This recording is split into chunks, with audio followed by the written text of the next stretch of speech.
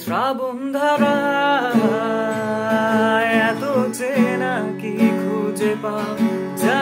আমার মাঝে নেই এক বিন্দু পরিমাণ আমার স্মরণ রেখার চিন্তাধারায় আড়াআড়ি করে দাও কাটো কেন নাকি কাঁদিয়ে আমাকে সেই চোখের জলে ভেজো তৃষ্ণার তোর হৃদয়ে শুধুই আমি মরিচিকার মতোই তবে তাই যদি হয় করি